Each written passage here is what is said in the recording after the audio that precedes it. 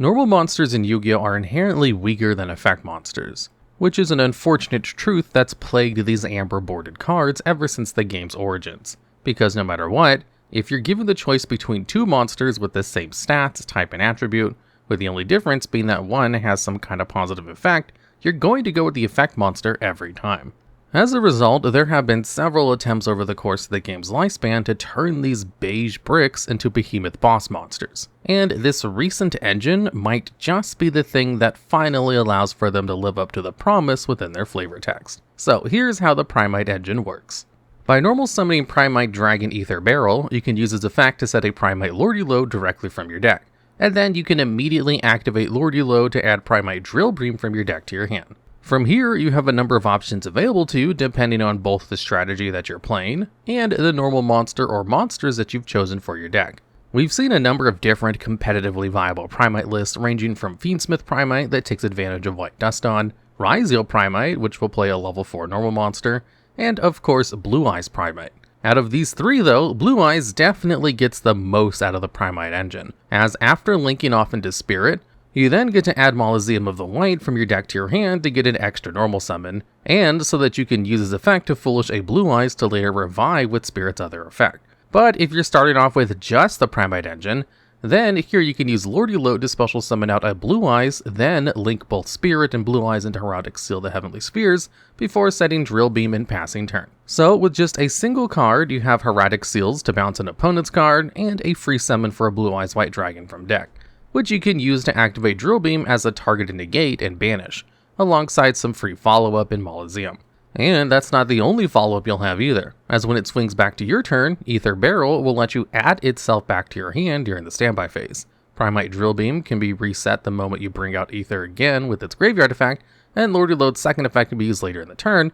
to bring out yet another normal monster. But now that we've seen what the Primite cards can do, let's dig into the engine's ratios. Like we mentioned earlier, the interesting aspect of Primite is just how flexible it is as an engine in facilitating normal monsters, which means that the Primite card that you play will often differ from strategy to strategy. In most decks looking to use Primite, you'll usually see 3 copies of Ether Barrel and 3 copies of Lode, as both are key ways of accessing the rest of the deck's engine, while also netting you access to your normal monster of choice. Alongside that, it's usually a good idea to run Primite Drill Beam as a recursive source of interaction. But because it's so easy to find with the aforementioned searchers, and because you can keep using it over and over, you only need to run it at a single copy. And if you want to, you could just stop there. One of the biggest benefits of Primite in decks like Blue Eyes is just how compact the engine is for the power that it gives you, which allows you a lot of deck space for alternative options or more hand traps to put a stop to your opponent. But if you wanted to have more ways of getting to your normal monster of choice,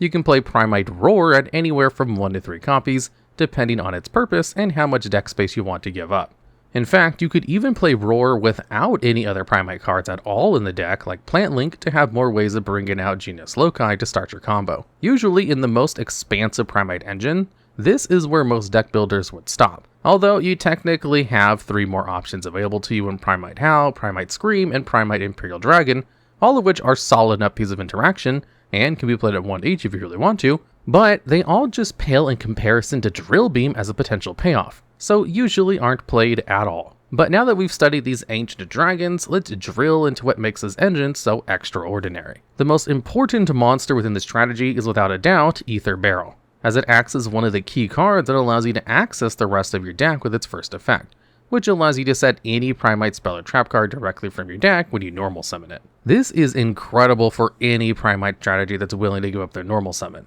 as in an engine that's comprised mainly of powerful spells and traps, being able to set any of them immediately gives you access to your best playmakers and interaction, including both the powerful Lord and amazing versatile Drill Beam. There are a couple of other minor downsides to this effect, of course. It will always require normal summon, so it can't be splashed into every single strategy out there. But decks that are taking advantage of Primite usually don't mind giving that up in order to use this powerful engine, especially if they have ways of taking advantage of Ether Barrel as a body like Blue Eyes and Fiendsmith Primite decks can. But even better than supplying these kinds of strategies with a strong normal summon is giving them a versatile and repeatable normal summon. because Ether Barrel also comes with two amazing bonus effects that you need to be aware of. The first is pretty simple, as by tributing it, you get to foolish any normal monster from your deck. This is fine if you're trying to clear the field to activate something like a Roar or Howl and need to clear your own field, but most decks that use the Primite engine usually value the body that Ether Barrel provides in some way, and a lot of the Primite cards that summon can usually do it from the deck, so this effect usually isn't too relevant in most decks.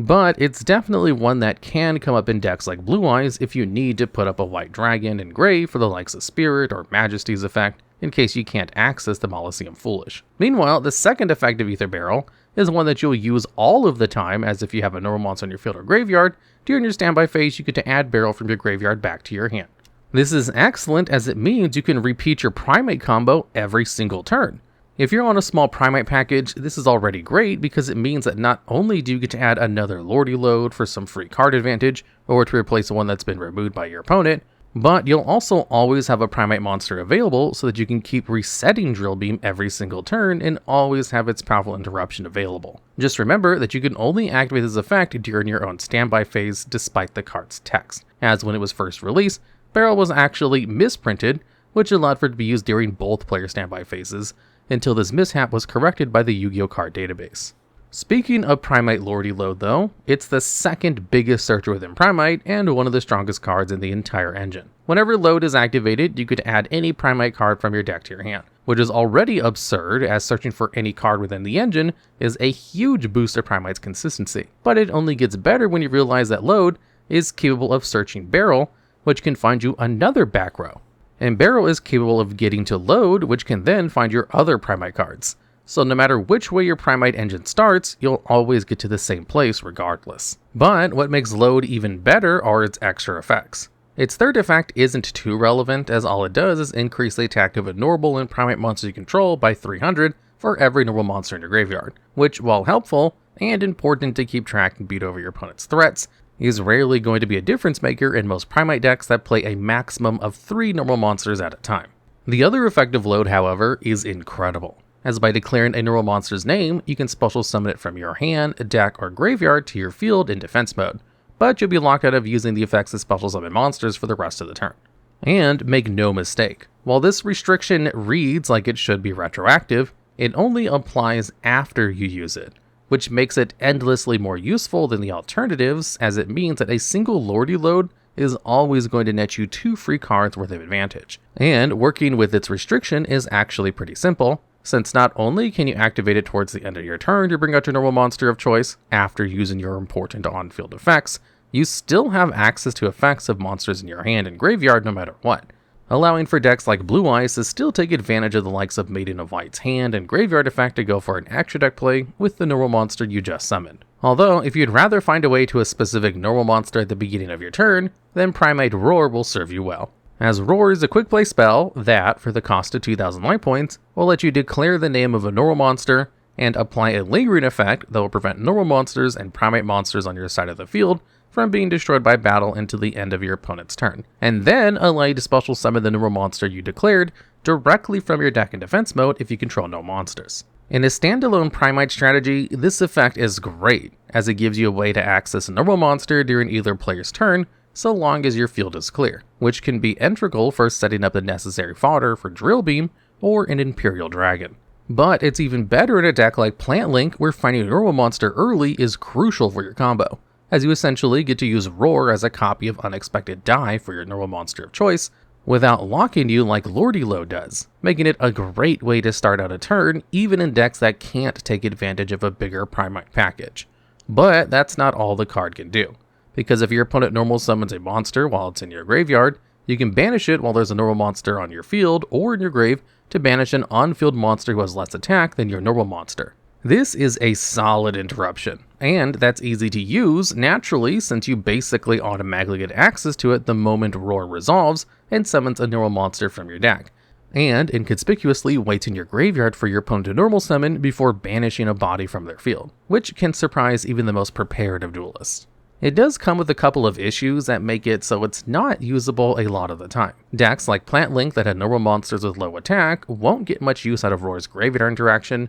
since every monster they summon is going to have too high stats to activate it. and other Primite decks often won't be able to reach the same heights as Plant Link with just a single normal monster. But if you're willing to play multiple normal monsters to summon, like in the case of Fiendsmith Primite, then after summoning your low attack normal monster with Roar, so that you can go into your Fiendsmith lines, then to set up its interaction, you can later summon out a high attack normal monster with Lode, so that you can get the best of both worlds. Although, if you're looking for a way to put a stop to your opponent, then Primite Drill Beam is without a doubt your best bet. In order to activate Drill Beam, you either need to reveal a Primite card or a normal monster in your hand, or alternatively, you need to control a level 5 or higher Primite monster, or a normal monster that isn't a token, and it simply allows you to target a card on the field, negate its effects, and then banish it. This simple piece of interaction is endlessly versatile, as it's capable of representing both a negate and removal all in one, and its applications are immediately obvious as it allows you to negate the effects of an opponent's card that would otherwise swing a duel in their favor. And if you manage to hit a monster with its effect, you also get to remove the body, putting your opponent at a major disadvantage. But even if your opponent's best playmakers are spell or trap cards, Drill Beam is still amazing, as you can just chain it to the likes of Branded Fusion or Fiendsmith Tract to negate it for no charge, putting a stop to your opponent's best cards no matter their super type. This essentially makes Drill Beam as a way better infinite impermanence for any deck that uses Primite. But by far what makes Drill Beam so good is just how easy it is to access and activate. We touched upon this when we discussed both Ether Barrel and Lordy Lode, but it's very easy to search Drill Beam and have the necessary requirements to use it in some way, thanks to Lode and Barrel's effects, which is already great. But it can also be used multiple times a duel thanks to its graveyard effect. Because during the main phase, if you control a Primite monster, you can set Drill Beam directly to your field, which pairs insanely well with Ether Barrel's graveyard effect, which will ensure that you'll always have a Primite monster to summon to regain Drill Beam's absurd interruption, applying a ton of pressure to your opponent with even a small Primite package. Now that just about does it for all of the Primite cards that see competitive success. The rest of the archetype isn't abysmal by any means, but they don't get you anywhere like Barrel. Lode and Roar do, and their payoffs are just a little bit more awkward to use compared to Drill Beam as a payoff. Take Primite Imperial Dragon for example, the only other monster in the archetype. Imperial Dragon can only be tribute summoned by using a normal monster as a sacrifice, and even comes with its own in-hand quick effect, which can be used during your opponent's main phase to let you normal summon a Primite monster, which you'd like to be Imperial Dragon so that you can use its on-summon effect, which, after being tribute summoned, lets you negate the effects of all face-up monsters your opponent controls, and then banish monsters they control that have the same type or attribute as the normal monsters in your graveyard. By all means, this interaction is solid, because when timed correctly, this could end up turning the tides of a duel in your favor by negating an important effect, or permanently negating an opponent's whole field of strong interaction. And it's not too difficult to set up your field with normal monsters to tribute with your other Primite cards. In fact, a single Lordy Lode gives you everything you need for this interaction to be online. But it has a couple of issues that deter players from including it in their strategy. One of the big ones is that for as powerful as this effect has the potential to be, it's somewhat awkward to time correctly. You can't activate the in-hand effect in response to an opponent's monster activating its effect, hoping to be able to negate it, as by the time you get the chance to activate your on-field negation, your opponent's effect has already went through. So you need to use Imperial's in-hand effect in response to your opponent trying to special summon something before they can use an ignition effect, or towards the end of the turn to permanently negate their interactions, which can be solid enough, but makes it a lot more difficult to use in comparison to Drill Beam, being able to instantly negate and remove any card your opponent has with precision. The second big issue is that while Drill Beam's removal is guaranteed, Imperial Dragons requires that you have the right normal monsters in your grave for you to remove your opponent's monsters from the field. And don't get it twisted, this effect can be amazing if you end up tributing a white Duston into your opponent's Blue Eyes deck, as it'll wipe away their entire field. But if you're playing against a deck like Mimighoul, and you aren't playing any Earth normal monsters, then suddenly this ability is half as effective as it should be, and trying to prepare for every deck just isn't a realistic option, since you need at least 6 normal monsters engraved to cover every main attribute. But the main issue with Imperial Dragon, as well as most of the other Primite payoffs, is that it just can't hold a candle to Primite Drill Beam. Now, it definitely sucks to hear that you shouldn't run a card because other cards do its job but better, but in the case of Primite, this is really relevant, as you have a limited number of ways of finding your cards. Think of it this way, your main ways of searching for Primite cards are with either Barrel or Lordy Lode, And often you'll either use ether to search for lode or lode to search for ether, which realistically leaves you with one extra search that you can use for a payoff, which is a spot that every other Primite card that doesn't do anything by itself competes for. And in almost every situation, Drill Beam is the most effective and easiest to use tool that you could possibly rely on, which means that the likes of Howl, Scream, and Imperial Dragon are scarcely ever even considered for play. Since if you use your lone search for Drill Beam, your alternative payoff of choice is just going to rest in your deck. This is particularly bad for Imperial Dragon though, because Ether Barrel can only access your Primite spell and trap cards. So if you start off with Lode, you have to choose between setting up Imperial Dragon or going for Barrel into Drill Beam, which is just going to net you way more in comparison. But even the likes of Scream and Howl suffer from the deck's limited number of searches,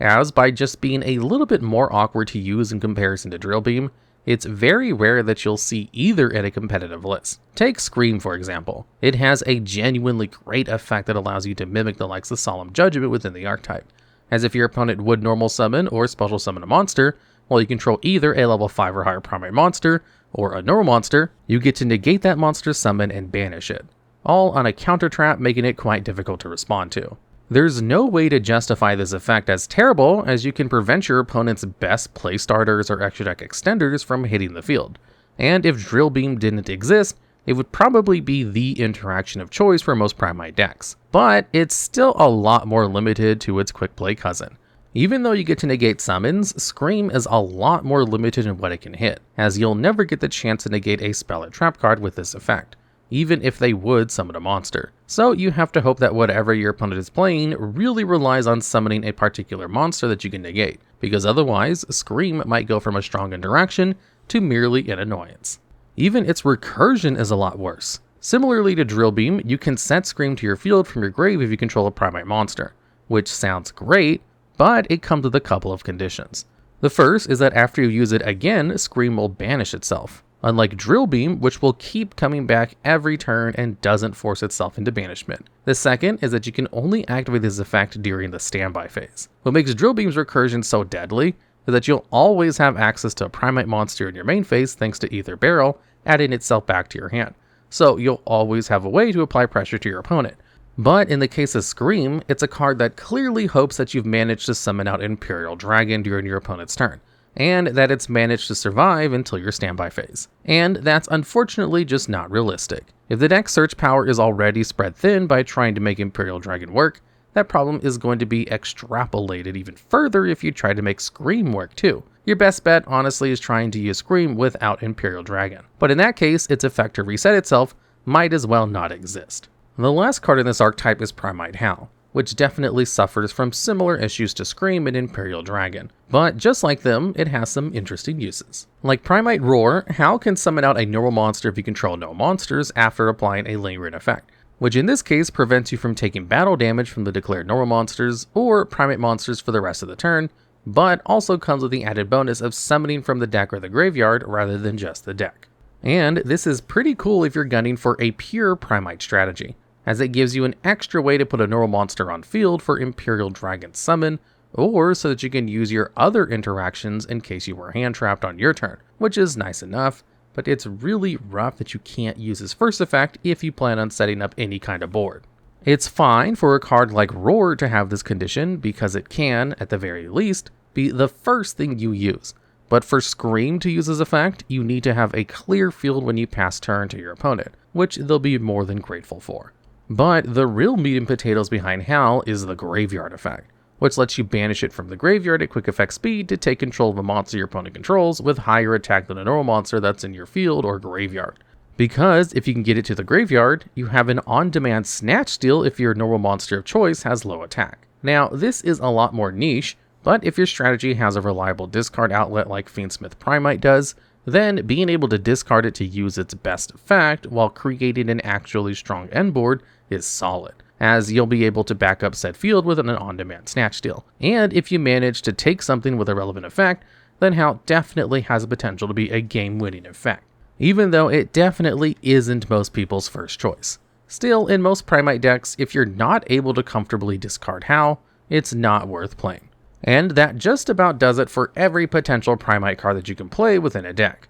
But there's actually one more important component to this engine that we've glossed over, because in order to actually use Primite, you need to be playing a normal monster. And the normal monster you play, as well as how you use it, will differ depending on the deck you're pairing Primite with. For example, the most common Primite decks right now are Primite Blue Eyes, a deck that is natively playing normal monsters to begin with, so the Primite cards slot in naturally, especially because the deck actively benefits from bringing out Blue Eyes, and the Primite stuff not only makes it easier with Lordy Load, but also gives you extra rewards for doing so. And Barrel, being a level 4 or lower dragon, is the cherry on top, as you can use it to easily bridge into Spirit with Eyes of Blue, which makes it an excellent normal summon for the deck. But that's not the only deck where we've seen Primite reach the heights of competitive success, because while it's only sparsely used in other strategies, a couple of other decks have managed to use it in their own unique way. For example, in Fiendsmith decks that use Primite, Barrel Dragon being summoned provides half of a Moon of the Closed Heaven.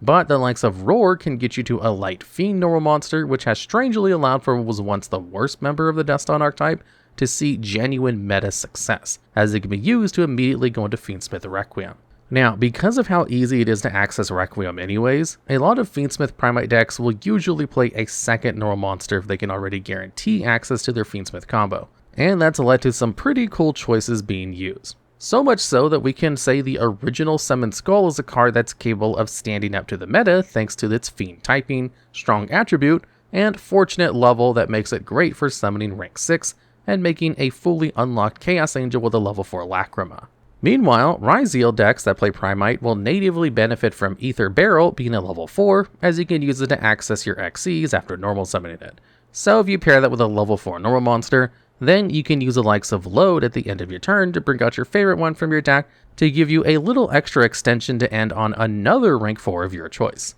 which has allowed for even the original Harpy Lady to see success at a competitive event in the modern format. Overall though, Primite is a really cool engine, and one that gives a lot of lesser known monsters the spotlight. By giving you some powerful incentives and a strong and repeatable engine, Primite has managed to make playing normal monsters a genuinely rewarding experience in ways that we haven't really seen yet. Because now, thanks to the engine, every single normal monster in the game is easily accessible and worth playing since they enable your Primite interactions, making them far more than the bricks they're often made out to be. If you're already playing a deck with normal monsters in it, it's a no-brainer. But even if you aren't, you might just be tempted to include the engine anyways because the benefits it provides are just that useful.